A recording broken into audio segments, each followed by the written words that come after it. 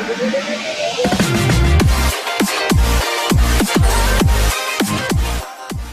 afternoon, everyone. On behalf of Motilal Oswal Securities, I welcome you all to the 4Q FY18 post-results conference call of Marico Ltd. On the call, we have with us Mr. Saugata Gupta, Managing Director and CEO, and Mr. Vivek Karve, CFO. Before we get started, I would like to remind you that the Q&A session is only for institutional investors and analysts. And therefore, if there is anybody else who is not an institutional investor or analyst, but would like to ask questions, please directly get in touch with the Marico Investor Relations team. With that, I would like to hand over to the management for their opening comments. Over to you, sir. Yeah. Good afternoon, everybody, and thank you for joining the call. So before we take the questions, let me just give you a brief flavor of the quarter gone by. So I think at the macro level, the results are embarrassing and concerning, but the three contributory factors are the continuing sluggishness in Saffola and Vietnam and a clearly one-time aberration in Parachute rigid volumes. So let me address the issues up front. So we're in the process of sorting out Vietnam and Saffola over the next 2 quarters, and they should be in gradual recovery mode by H1 of this year. Parachute rigids is clearly just a one-time exception. We had high bases of 15% growth both in the sequential and YOY terms. What added to the problem was a sudden temporary dip in copra sometime in the mid-quarter for around 3 weeks. Anticipating a price drop in Parachute, the trade started reducing their stocking. However, copra has since bounced back to a higher levels, and we have started picking up volumes. So if you consider H2 growth from last year, or the average of growth of Q4 of last year and the estimated growth in this coming quarter, we will still be in the medium-term zone of 5% volume growth, 5% plus in fact. So as regards this year, therefore, we'll be in a position to deliver the 5 to 7% growth for Parachute. In addition to that, we had a satisfactory performance in value-added hair oils in India.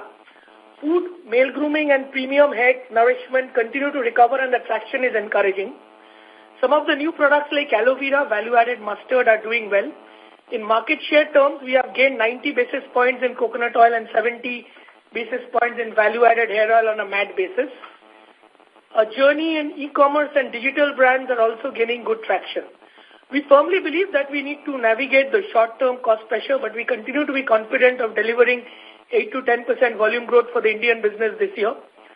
We will aggressively drive down fixed overheads and also drive spend efficiencies to combat input cost pressure, but will not compromise on driving volume growth, defending and gaining market share, and investments on new initiatives, where the confidence level and execution is much higher than before. In this year, we have identified price point packs, modern trade and e-commerce as big bets in shaping our growth for the future. We are slowly developing a bouquet of digital brands and properties and creating a differentiated product portfolio for the new channels. In the international business, most of the markets other than Vietnam did well, although the Egypt base was very low. We have narrowed down the Vietnam issue to solving for traditional trade, GTM, wholesale and shampoo sachets, and the rest of it is sorted out. We need 1 to 2 quarters to fix this balance issue. We have been able to stabilize Middle East, and after having accelerated successfully the portfolio diversification in Bangladesh, we will embark on a far aggressive innovation program in the coming years. All this should lead to a double-digit constant currency growth in the international business for 2018-19. To sum up, we have 2 big problems to solve, which is Saffola and Vietnam in the immediate term and tide over the short-term margin pressure. If we do this successfully, we can definitely deliver 15 to 20% top-line growth in the overall business, although the margin, especially in H1, will contract to our threshold levels. As I have outlined earlier, we will not compromise medium-term growth and market share aspirations for short-term margins, because we believe that we are now better prepared in execution capability both in the Indian and international markets. And to just reinforce the fact that 1% growth, volume growth in India this quarter, I think, other than Saffola, the Parachute one we believe strongly is a one-time aberration given the current visibility we have also in this quarter. So thank you, and I'm happy to take questions. Thank you. Ladies and gentlemen, we will now begin the question and answer session. Anyone wishing to ask a question, may please press star and 1 on your touchtone telephone. If you wish to remove yourself from the question queue, you may press star and 2. Participants are requested to use handsets while asking a question. Ladies and gentlemen, we will wait for a moment while the question queue assembles.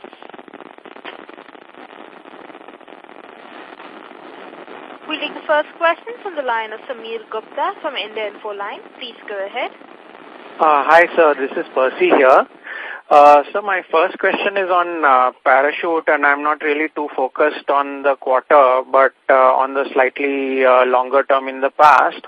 So this year we've had about a 2% volume growth, and that comes on a relatively easy base of about 2 to 3% volume growth last year.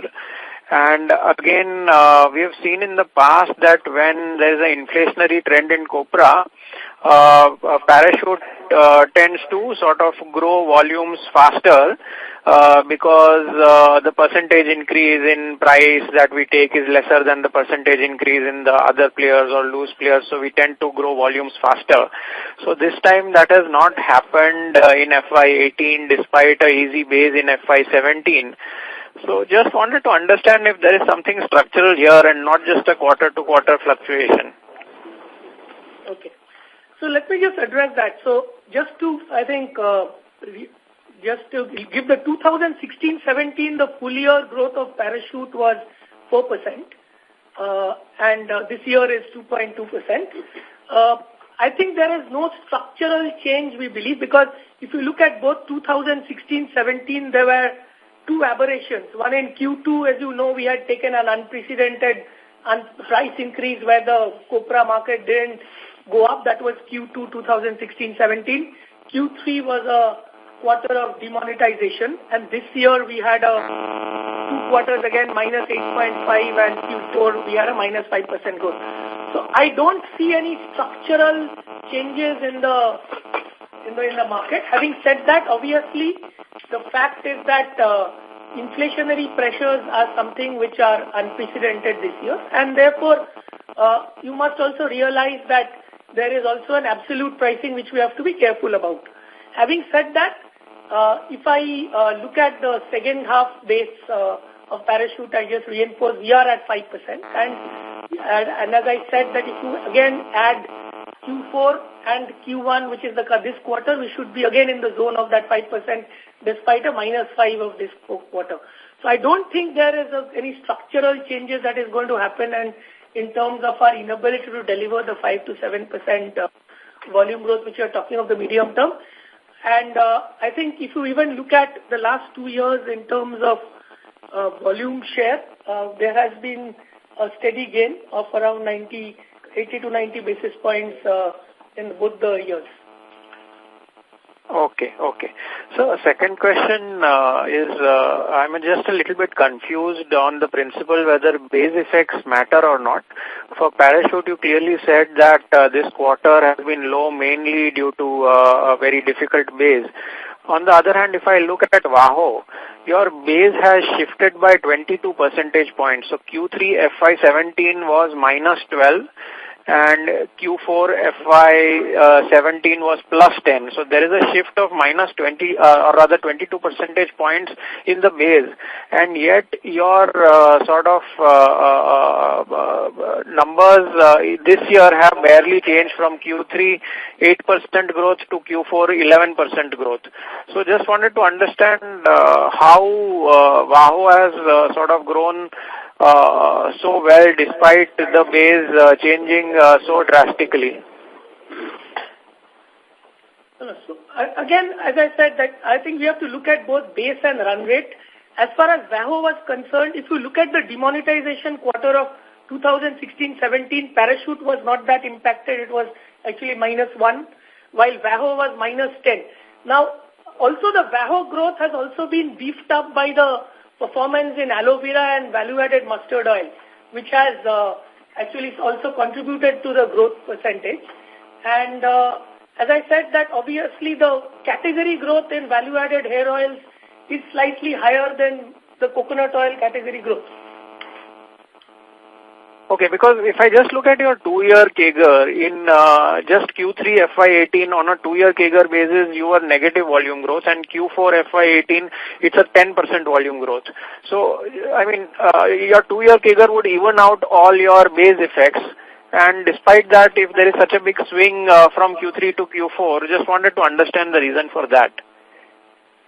Again, as a run rate terms, I think the swing is not that high if you look at a run rate. Okay, sir. Okay. I don't fully understand, but I'll take this offline.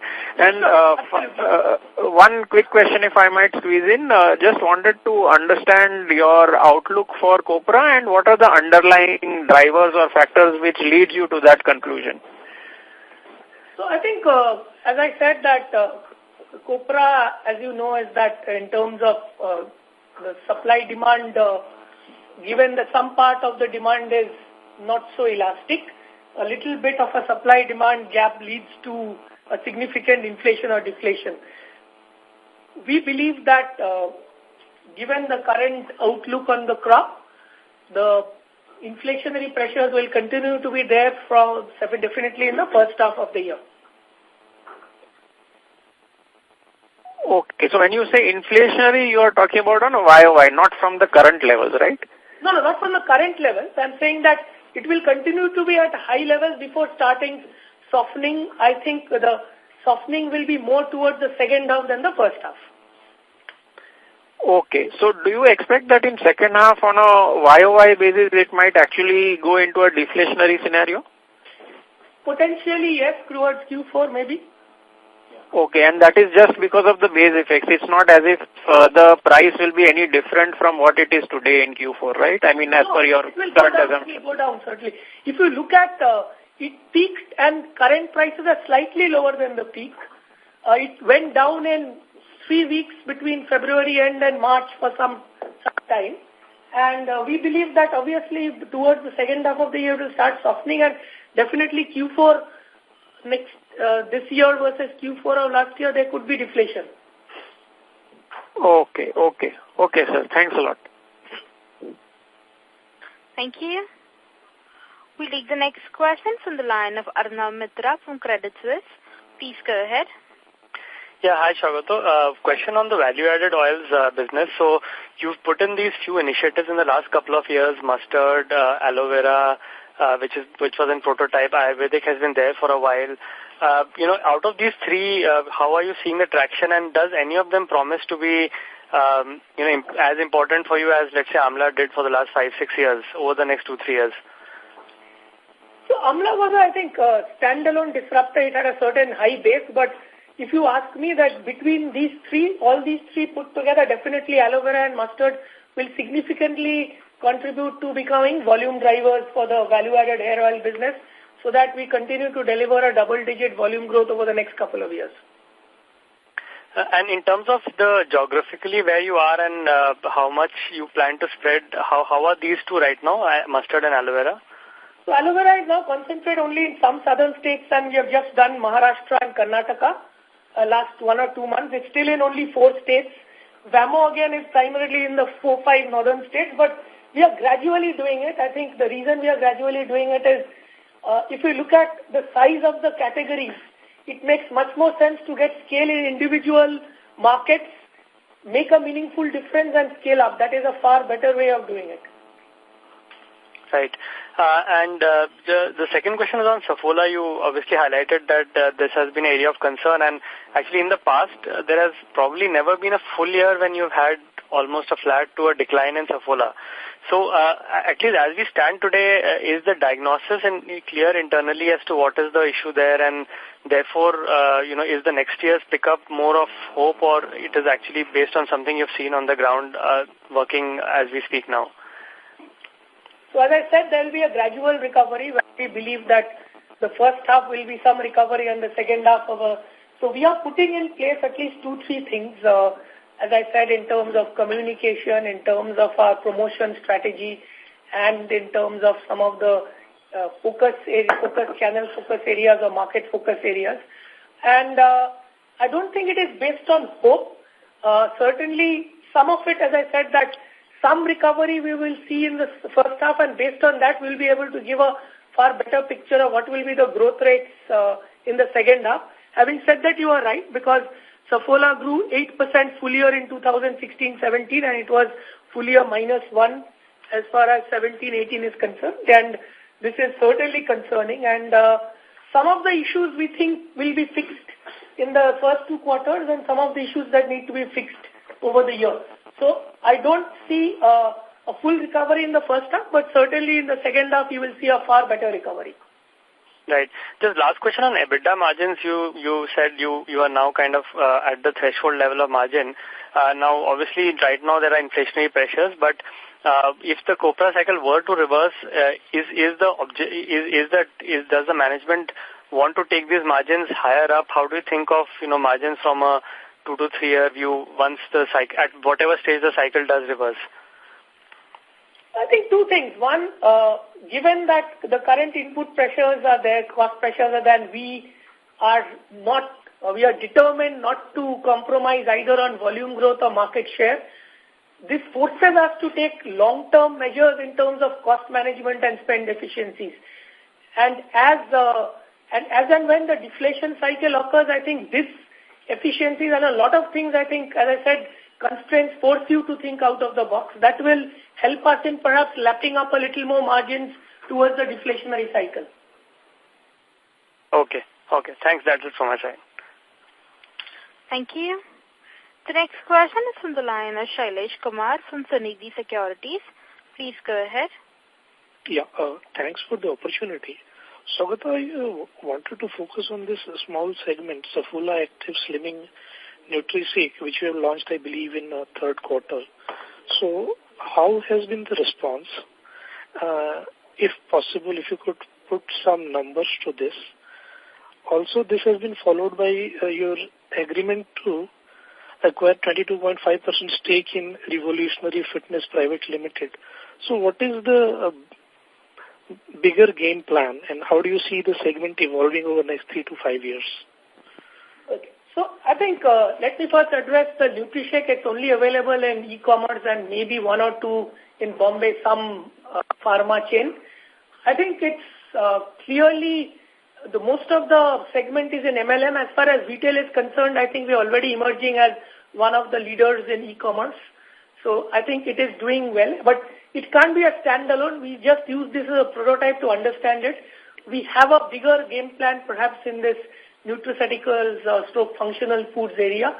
One of the reasons we have taken RevoFit is 2 things. One is, as you know, we had a website called Saffola Fit Foodie. I think we want to ensure that in the years to come for health products, you need a kind of a direct consumer contact or direct consumer engagement. This offers that engagement, and tomorrow this set of consumers and the channel will offer perhaps more e-commerce opportunities to have a larger play in the nutraceutical functional food space. So, I mean, what is the current market size of the segment, and what kind of revenue we are targeting over the next 3 to 5 years? I don't think it's, as I said, we don't have, I'm not in a position to give you a business plan at this stage, but as I said that these are part of our engine to things like Beardo, things like RevoFit, investment in nutraceuticals, and out of these 3, 4, I think there would be 1 or 2 emerging big bet growth areas that could come. I don't think right now we have any, in the first 1 year, we'll have any kind of a business size aspiration. All I can say is that, as I said, that these are segments of future, and as far as Nutri-Shake is concerned, if you go to some of the e-commerce sites, it's I think performing pretty well there. And these things are done in-house or it is outsourced? In terms of manufacturing? Yeah. Yeah. Development in-house, manufacturing outsourced. Okay. Thank you very much. Thank you. Ladies and gentlemen, in order to ensure that the management is able to address questions from all participants in this conference, please limit your questions to 1 per participant only. We'll take the next question from the line of Mike Sell from Aliquity Investment Managers Limited. Please go ahead. Good afternoon. My question is in two parts. Firstly, in India, could you please talk about the competitive environment at the higher end, for example, versus companies such as Bajaj? And then secondly, in terms of your Bangladesh business, I'm surprised how low the volume growth is, given your very successful premiumization strategy and growth of the non-coconut oil business. Could you give us some thoughts about your volume growth in Bangladesh over the next 12 months? Okay. Let me address first the competitive environment in India. Obviously, I think the competitive environment perhaps is in the value-added hair oil space is slightly higher in the price point packs. Having said that, I think our growth will be a broad-based growth where we'll continue to participate and defend and grow market share in the price point packs in value-added hair oil, as well as drive and continue to drive premiumization through some of the new initiatives. We are looking at both volume share and value share gain in the value-added hair oil business over the next few years. Even last year, we did gain around 70 basis points in value-added hair oils.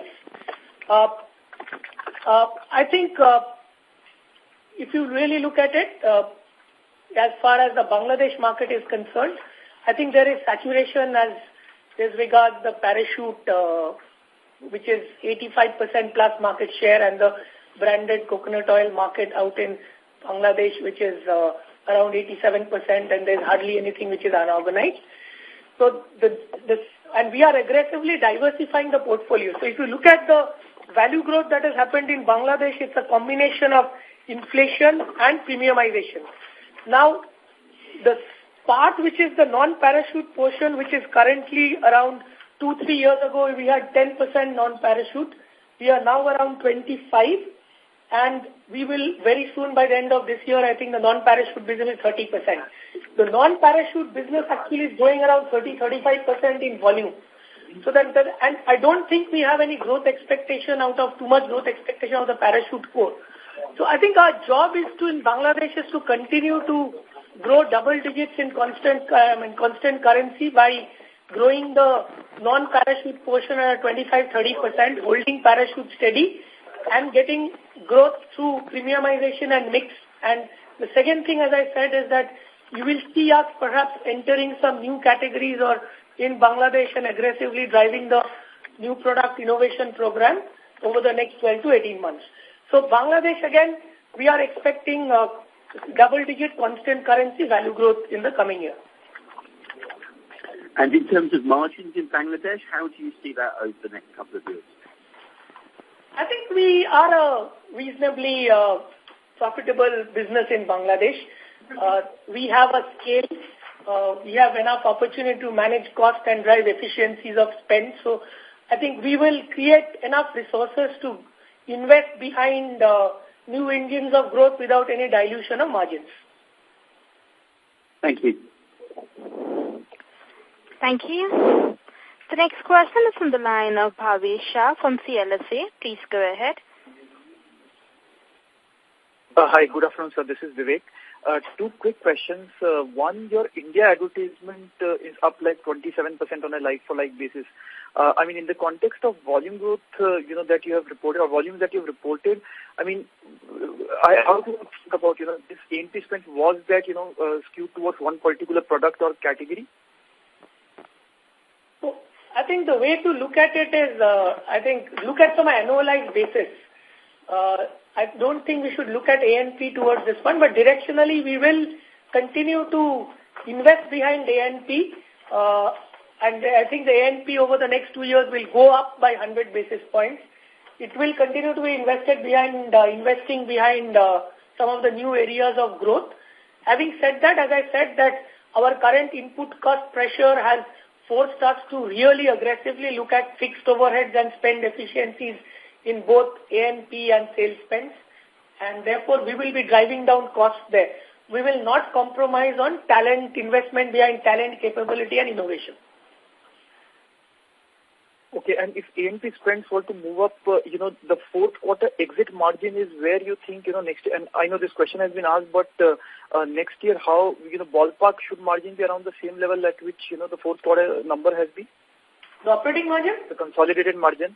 Operating level. It would be perhaps a little better in H2 than H1, but I think we will work around the threshold level of margins which we are committed to. Okay. I mean, straight point, 17% is what you have reported in fourth quarter. Is that what full year FY19 number should look like? Around that, yes, definitely. But as I said, it's very difficult to look at what will be the outlook for H2, but at least for H1, I think you can look at that. Okay. And the second question, sir, on youth portfolio, Paras, you have taken some 105 crore write-down. Could you elaborate on that? So I think when we acquired the youth, we had an individual kind of a valuation, each of the segments. This just reflects our this one on performance on DOs. Having said that, I think we believe that the rest of the portfolio is doing reasonably well, and I think off late, certainly in the second half and this year, we will see significant traction. So all of this 105 crore is because of just DO. The other two segments are pretty much on track. No, it's not like that. End of the day, it is an impairment assessment on the investments that Marico has made in MCCL. What Saugata wanted to say was it would have been primarily on account of a subdued performance in the deodorant business. Yeah, so that's what I'm saying. So impairment, basically, you would have future forecasts. So the forecast would have primarily changed in case of DO. The other rest of the portfolio would have been, performing in line with your expectation. Is that how it is? Yes, yes. There is nothing. And this is, I think, it's the impairment based on the past performance as opposed to the future. In the sense that what we know about is the performance on the DO. Okay. Thank you and wish you all the best. Thank you. The next question is from the line of Naveen Trivedi from HDFC Securities. Please go ahead. Yeah, hi. Good afternoon, everyone. So considering the 21% price hike which you have taken on Parachute, this should ideally be sufficient to cover around 40-50% kind of a copra inflation. So with that assumption, ideally the next, even first half gross margin, where you also have a favorable base, should expand. Not necessarily so, because I think the end of the day, as you said, that you can't look at a margin based on actual price of the input as opposed to the, because sometimes there is a difference between the consumption cost and the actual input by purchase cost. So I think you have to look at it in that way. So can we assume that we have copra related raw material finished good inventory levels are very high, which basically can impact our Q1 margin? No. I am not saying that. I am talking of the last year base. Okay. But I am talking about for the inflation, I am comparing YOY only, no? No. So the way to look at it, as I said, that last year base in consumption terms, we might have had an advantage versus the market price. Okay. So therefore, you can't look at a YOI point to point, raw material prices and then infer on the margins.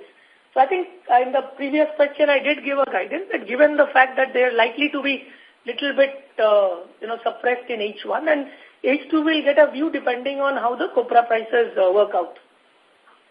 Okay. So you want me to say the last year your real consumption rate for the copra relatively lower than the exist at the time of the availability. Yes, that's precisely. That's why so what I asked you the H1, because I understand your point for the Q1 FY19 performance, but there can be a chance where the Q2 number should be in favor to the expansion. So I think you look at from a H1 overall perspective as I'm giving you. I don't think we can look at Q1, Q2 because, as I said, that the consumption benefit could have flown through even in Q2. Okay, fair point. And since Saffola, we have been witness that the growth levels are relative to our historical levels has been tapered down. So if you can just give some perspective about the how has been the premium share is growing overall in the edible oil market, and what are the share of the premium edible oil in the total market? If you can give some perspective with regards to the total market. I think the premium market is very low. I don't think, so therefore while we are performing very well, well there, I don't think that is a matter which should be happy about at all. I think what has happened obviously is that over the last 1 or 2 years, I think, especially last 1 year, I think we have not been able to, as I said in the last call and also in various conversations, that we are attracting a set of consumers who are not heavy consumers because they are very, very, I think, in terms of a health-oriented. And also because of the varianting strategy, which perhaps didn't go well in the kind of variants which we are supporting, clearly perhaps there would have been a dilution in terms of the positioning of Saffola and therefore I think also thirdly what happened is certain times during the year price premium went out of the zone simply because of which has now since got corrected. So having said that, and as I said also the promotional strategy we have revised the kind of inputs for the kind of markets we are concentrating on. There is no point trying to have a national footprint and investing nationally because it's a very niche brand. So we have revisited all three, which is the promotional strategy, the varianting strategy, and we are supporting both the variants in different parts of the country. So we believe that we have identified and we have sorted out for half of the problems, definitely in the immediate 2 quarters. And there are 1 or 2 areas which have to be solved for the long term, which is with respect to, growing the super premium category per se. Yeah, thanks a lot for the answer. If I could just ask a last question, like our CSD this quarter has grown by around 32%, and most of the brands has relative to this growth has been lower now. So especially when Saffola has higher contribution from CSD. So which product has been benefited out of this special growth in CSD? Is it Vaho? So let me just give you a perspective. CSD is because of a very low base last year. As you may recall, CSD had started stopping orders, I think, last March. So it is because of that base. If you look at CSD last year, I think started giving us issues only from the Q4 of last year. So I think it's again a base. No need to look at, I think, as that 32% directionally. Having said that, I don't CSD in terms of stock keeping and other things will continue to be perhaps a little bit of softness for all for the FMCG sector in the coming year also. Okay, fair point, sir. And thank you and all the best to all the team. Thank you.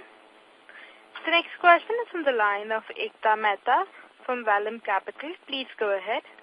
Hello, thanks for the opportunity, sir. What is the strategy to increase the market share in the rural market? So I think we will continue to focus on price point packs and also if you look at it, our value-added hair oil in terms of Shanti continues to gain share. And also we have offerings like Nihar in East as well as Jasmine, which is present in most of the market. It will be a multi-brand strategy and at the same time, I think as I said this year, we will have significant push and significant focus on the price point pack, which is ₹10 and ₹20. Okay, and also in competition to Kesh King, what are your offerings and how is it ramping up? We participate in the hair fall only in the south. We don't participate in a hair fall offering in the rest of the country as of now. Okay. Thank you, sir. Thank you. The next question is from the line of Latika Chopra from JP Morgan. Please go ahead. Yeah, hi. My first question was on your foods portfolio. If you could share the FY18 revenue and growth numbers for the oats portfolio, and also any early readings from the launch of soups.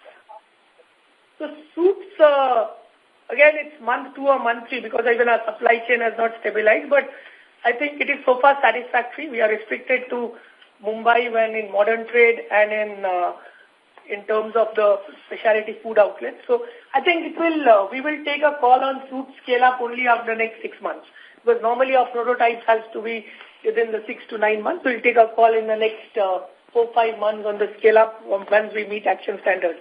So far as soups is concerned, there is no cause for concern. Regarding foods, you wanted the growth numbers or? Double-digit value growth for the full year. Okay. And we are in the zone of 125 plus. All right. And secondly, on your any thoughts on your NPD pipeline? How is it looking like for FY19, and on your distribution initiatives? Anything to call out for? So we will prototype a couple of things in FY19, and I think continue to scale up on aloe and value-added mustard. Maybe you will see some NPD both in the hair nourishment and in food space. We'll prototype. As regards, distribution is concerned, I think I've already called out that the 2 channels we'll focus on as big bets over the next few years is modern trade e-commerce. As regards urban, I think we have a job to do in chemist, cosmetic and specialty food outlets. I think rural is something which we will continue to expand on and as a regular basis, which is something which is a part of our long-term strategy. And so price point packs, I don't see any special thrust there. Okay, and just lastly, you talked about your focus on low price packs. What is the contribution today of this in your overall WAHO portfolio?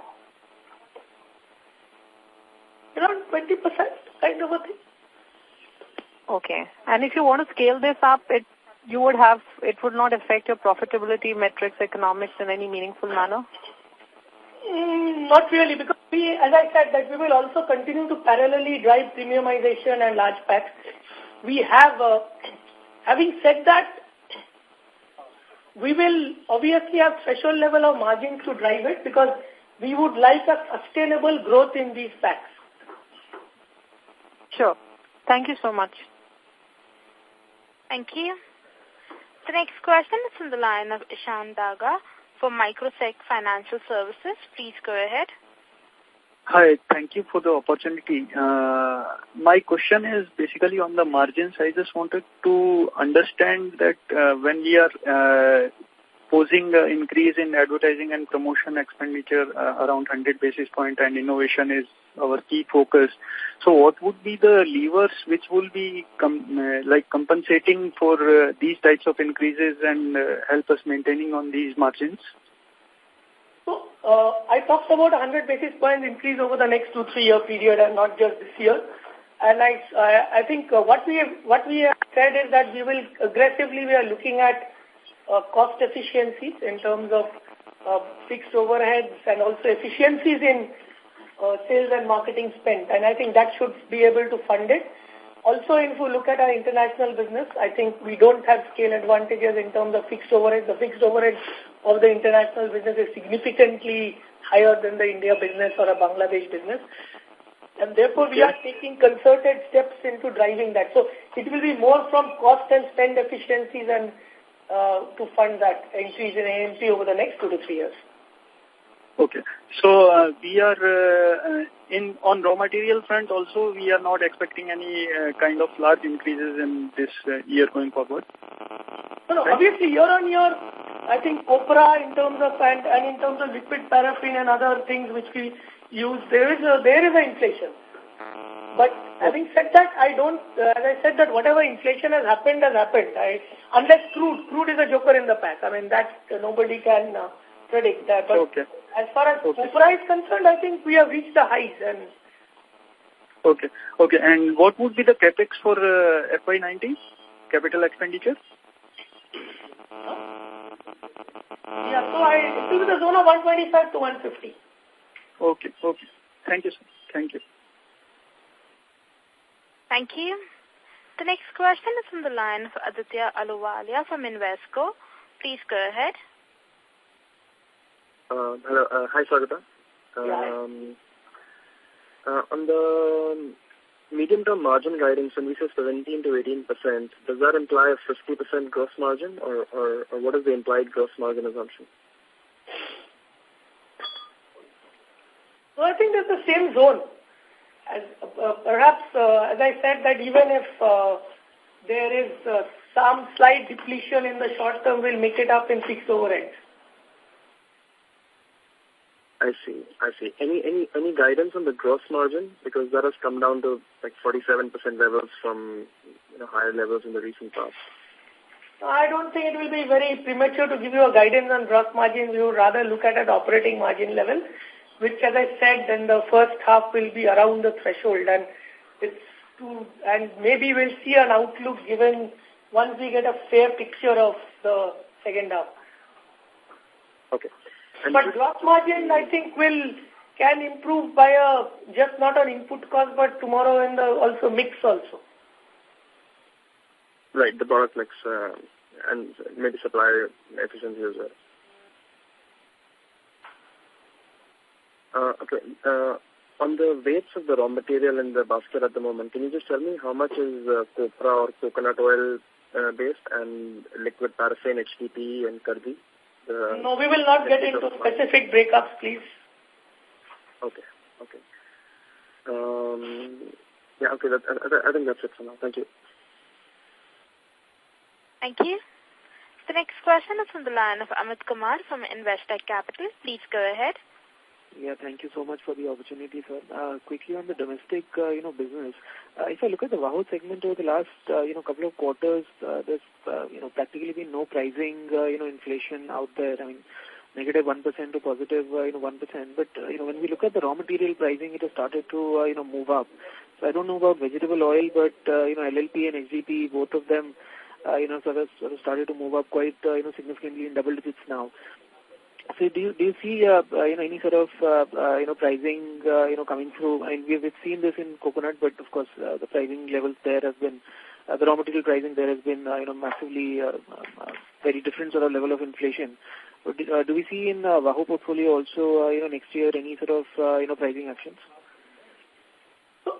When you are not seeing any inflation is also because of the fact that we have passed the benefit of GST last year. Having said that, we might consider as something which in the coming quarters in terms of pricing, that depends on the market situation and the visibility of the input cost for the rest of the year. Okay, but so you're basically saying that fundamentally pricing power is there. It's just that you have not been sort of taking a call on that at this point in time because raw material was where they were. Yeah, I believe some players in the market have taken some price increases in some packs. But as I said, we will wait and watch to get a very clear view on, and we will have a very reasonable, clear visibility in the coming 1 or 2 months. All right, understood. So secondly, on the Vietnam, this X-Men male shampoo, the volume declines that we've been seeing, for a couple of quarters now. And is this an issue with the shampoo category overall or just the male shampoo, sub-segment?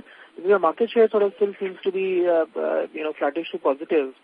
And what's really the challenge here? Because I mean, it's a fairly stable category, right? So I'm not sure I understand the volume challenge, here fully. If you look at it, I think the category, the male shampoo category growth has been sluggish, and we are market leaders, and therefore we have not been able to perhaps grow that category that much. I think for us, I think the biggest impact has been, trying to play around with the sachet pricing, which is we took a 50% increase and then took another reduction back to old levels, and our lack of, in terms of our weakness, in terms of our traditional trade go-to-market, which has, because since this is the biggest brand that goes into traditional trade, in modern trade, which is 20% plus, contribution go, the large packs sell far more, while sachets don't sell so much. So I think it is a question of both our internal execution ability, where we have failed, and in terms of also the category. I don't think it's just a category issue. A significant portion of the thing is our internal execution failure, which we are trying to correct. So, when I look at it from a consumer perspective, because it's a fairly staples, category, they sort of, still are consuming shampoo in some way or the other. So who's sort of gaining? Is in Vietnam, is it like the family shampoo brands which are sort of gaining? I mean, what's happening at the shampoo category overall in terms of volume growth, if you can give us a little bit of a picture there? So the conversion from unisex usage to male has slowed down. Okay. But the category penetration of the overall shampoo category is pretty high, in any case. Okay. So in that sense, volume growth is... And we have also lost significant STRs and stock holding in wholesale, definitely, because of our inability to execute the price increase and then rolling it back, which has actually impacted us substantially. Okay. Understood. Appreciate that. Thank you so much. Thank you. The next question is from the line of Amit Sinha from Macquarie Group. Please go ahead. Yeah, thanks for the opportunity, sir. Just wanted to understand very broadly that because of the price differential coming down between coconut and some of the value-added hair oils, is there a case for volume shift from coconut oil franchise? I think as far as value-added hair oils are concerned, I think there are different benefits that are offered by different brands. We have a broad spectrum play that covers the price point packs of the lower end to the premiumized ways, and therefore I think the way we look at it is that people upgrading from base things like an amla to a hair fall, and some of the offerings like hair and care and aloe, or some of the hair fall offerings which are offered by other competition. So I think that is where the upgradation is happening from what I call base benefit oil like an amla into higher order benefits like hair fall or some of the others which offer better sensorials. Sure. I mean, I think part of that upgradation was always happening. My question is that because of the steep price increase in the last 1 year, is there a case, and I'm not necessarily talking about this particular quarter, but is there a case that the coconut oil volume growth might come down, or have you seen anything on the ground? The biggest driver of the coconut oil, this one is loose to branded, and I think there we have to be, and also our market share from smaller brands to larger brands. That's how the dynamics of the coconut oil market, and we have to obviously, and that is the reason that, as I said, that while Parachute grows during inflationary times, we have to be mindful about the absolute price increases and the absolute price points we take. Okay. Sure. Secondly, on Saffola, is the lower growth at the premium end also impacting your overall gross margin? And will some of the new strategy which you plan to employ and have already employed, will it put pressure on the overall margin of the company? Saffola, I think contribution in terms of profitability to the organization is not that significant. Having said that, I think our job is within the foods portfolio is to keep on growing the foods portfolio, because overall in the medium term foods will deliver higher margin than edible oil part of the Saffola portfolio. That is the way to look at it, that you keep on diversifying and grow the foods component of the Saffola master brand. Oh, okay. But on the edible oil side, there will be some margin in the near term, some pressure on the margin in the near term. I think you have to look at in a different way. Is that we believe that over the long term, as you know, Saffola is one of the few brands in that segment which is on a A&P-based model. We believe that once we keep on expanding the food, there will be amortization of A&P. So you have to look at from a net contribution and not from a GM perspective on the Saffola margin. Thank you, sir. That's very helpful. Thank you. Thank you. The next question is from the line of Kunal Prasad Deshmukh from Bank of America. Please go ahead. Yeah. Hi, Saugata. Just one question. A couple of times you have mentioned in the call that you are trying to drive cost efficiency in terms of overheads and also in terms of sales and distribution. Can you put some number to it as to, typically companies have a target of, okay, this much cost saving we are expecting in this year and so on. So is there some number that you can share for FY19 and 20? Especially in the context of, post GST, most of the companies are talking about, say, warehousing rationalization or warehousing consolidation or vendor rationalization and so on. We will not, I would not like to put a number to this. And when I talked about, I think the way to look at it is that in the last 4-5 years, we have invested behind capability. And I think we need, and lot of initiatives, whether it's in IT, whether it's in other areas, we want to now sweat this and also ensure that we get economies of scale. I think the efficiencies which you mentioned on supply chain and all is only a part of it. I think we are looking at the entire gamut, including marketing spend, sales spend efficiency, fixed overheads, as well as overall our employee costs, the entire gamut where we should get, where we can sweat it much better. I think all I can tell you is that should be able to fund my increased A&P over the next 1 or 2 years. Okay. Just one more question on your food, the plan for your food business. Suppose I have to, if I have to take a call on the company as to 5 years down the line, how much can food contribute to the overall sales, especially in India? Is there any way to look at it? Because right now it's very small, but again, this is an opportunity which probably is ripe for, a lot of organized growth taking place. So is there any plan that you can share or some indication that you can give here? I think the first port of call, let me tell you this. I think the first port of call, as I said, that this current business becomes, I think, profitably scaled up at 200 crores. So our first port of call is to get that. And then we would rather not fragment our efforts into going into, multiple at this point in time, but we need to have a proven profitable scale-up model with what we have, and that will happen once we hit the 200 crore mark. And then I think we will have far more confidence and far more, willingness to invest behind the next level of growth. Got it. Okay. Thanks a lot. Thank you. The next question is from the line of Tejas Shah from Spark Capital. Please go ahead. Hi, thanks for the opportunity. Just one question. It's been 9 months now under GST regime, and the key benefit which was envisaged for GST was formalization of demand. Now, as you highlighted on today's call as well, that the key hunting ground for coconut hair oil category was to convert unorganized loose hair oil users. So should we see that, should we conclude that GST hasn't benefited us much from demand perspective, or the benefits are yet to kick in? I think we have been converting unbranded to branded over the last 10 years.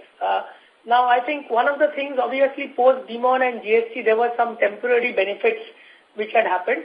Having said that, I think we believe that over the long term, organized players will be in a better position to actually, even if, because there will be the compliance levels will keep on increasing over the immediate medium term. I think over a long term, both in terms of getting supply chain efficiencies and getting level playing field in terms of gradual compliance, organized players will be in a better position. I think what happened is, I think immediate post-Demon and post-GST, there was a short-term perhaps gain which some of the organized players did. Now, whether that kind of immediate gain has sustained over that is very difficult to say, because as I said that the kind of unprecedented increases in copra input cost also perhaps was a dampener for the conversion. Having said that, I think I'm pretty confident that in categories like coconut oil and some basic other categories in the sector, organized players over the long term will get benefit. But sir, looking at last 9 months scenario, all the tailwinds, so the two major ones, which is one, copra price inflation, which has historically helped us to gain market share against unorganized players. And second, obviously, there was a GST kicker, which would have taken them more by surprise versus us, because we have much more efficient and settled supply chain and distribution setup. So in this environment also, if we have not seen that kind of delta, So was the benefit of GST conversion, at least for this category, was overstated, or you believe that that will slowly, gradually trickle down in our numbers in coming periods? So let me try to put in our understanding. I think we did get some, not just us, but some other categories did get temporary benefits, perhaps, in the immediate aftermath. Having said that, I think any further gain we are pretty confident will happen, but it will be a much more a slow, gradual process, which is a function of increased compliance and I think organized players' ability to extract efficiency out of, the kind of ease of doing business which DST has done. Thanks, sir. That's it from my side. Thank you. The next question is from the line of Abhijit Kundu from Antique Stock Broking. Please go ahead. Hi, sir. Thanks for the opportunity. My question was on Qtr4 again. Primarily, you said that, guided towards Q4, you expect that there could be a drop in or a deflation in Qtr4 prices. So, what I understand is Qtr4 procurement majorly happens during April to June. So, what are the on-ground expectations now which are building up in the sense that would it be clear by Q2 or post June, would it be clear that there is some sort of softening in Qtr4 prices? What's your view on that, basically? Because ideally, Qtr4 prices should start, the inflation should start subsiding by August, September, right? So there should be some amount of gains even in Q3. What's your view on that? As I said that, while we have reasonable levels of sophistication in terms of forecasting accuracy, forecasting as far as raw material is concerned is very difficult. Our current estimates, which is our best guess estimates, I think there is more certainty of a drop in Q4. It's too early to talk about anything in Q3, but certainly, as I said that, also the thing is that given your position, you have raw material, you have packaged material. So if you start translating to the benefits, that benefit takes a couple of months before the actual drop, after the actual drop happens. That's why we are talking about more certainty in Q4 than Q3 at this point in time. Okay. So essentially there would be a, as that happened last year, that you had a higher raw material inventory and that really had to be taken care of before, getting into the lower prices. So no, I'm talking of the finished goods and this one that normally they take. So the visibility, even if there is a price drop, say in September, your benefit will start after 2-3 months because that's the kind of a, holding you have between raw material, between finished goods and the entire system. Okay, got it. Thanks. That's all. Thank you. The next question is from the line of Kunal Vora from BNP Paribas. Please go ahead. Yeah, thanks. Only one question, sir. How is the competitive pressure in the parachute category from organized players? Are you seeing any impact of Dabur and Patanjali in the category? And also, is the 5 to 7% volume growth for parachute subject to Qtr4 price cooling off, or even at this price you don't see any issue with demand coming back? That's it. Thank you. So let's address the competitive scenario. I think there is some competition from some players in the low price segment in certain states in the country.